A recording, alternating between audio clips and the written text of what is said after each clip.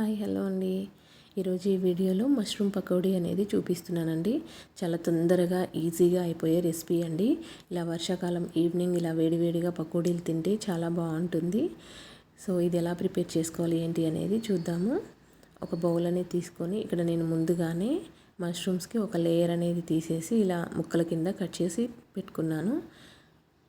ఇలా సన్నగా మీకు మష్రూమ్స్ను బట్టి ఎన్ని ముక్కలుగా కావాలంటే అలా కట్ చేసుకోవచ్చు. ఇక్కడ ముందుగా బౌల్లోకి కొంచెం పెరుగు, అలాగే దీంట్లోకి పసుపు,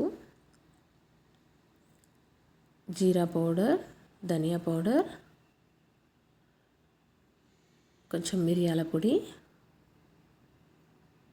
అలాగే టేస్ట్కి తగినంత ఉప్పు, కొంచెం కారం, ఇవన్నీ వేసేసి మంచిగా క్రీమ్ లాగా కలిపేసుకోవాలి.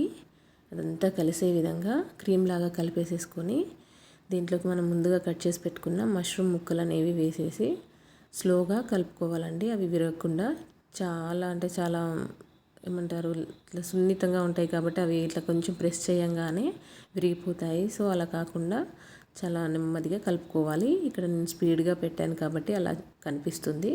చాలా స్లోగా కలిపేసేసుకొని మూత పెట్టేసి పక్కకు పెట్టుకోవాలి. అలా ఒక 5 minutes అనేది అలా పక్కకు పెట్టేసుకొని మనం పకోడీలు వేసుకునే ముందర మూత తీసేసి దీంట్లోకి కొంచెం కార్న్ఫ్లోర్, అలాగే శనగపిండి, ఇది పకోడీ కాబట్టి కొంచెం శనగపిండి అనేది వేసుకోవాలి.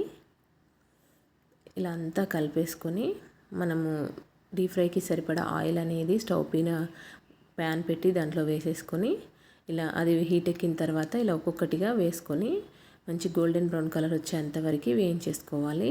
మనం డీప్ ఫ్రైకి సరిపడాన్ని వేసేసి రెండు వైపులకు టర్న్ చేసుకుంటూ మంచి గోల్డెన్ బ్రౌన్ కలర్ వచ్చేంత వరకు వేయించేసుకొని తీసేసుకోవడమేనండి. ఇలా మనం ఒట్టిగానే తినేయచ్చు, సాస్లోకైనా చాలా బాగుంటుంది.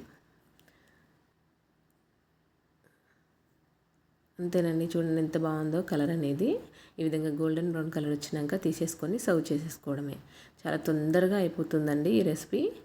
మనకు మష్రూమ్ తిన్నా కూడా హెల్దీ కాబట్టి సో ఈ విధంగా చేసుకొని పిల్లలకైనా పెట్టేయండి, పెద్దలకైనా బాగుంటుంది. అలానే నా ఛానల్ని లైక్ చేయండి, షేర్ చేయండి, సబ్స్క్రైబ్ చేయండి. Thank you for watching.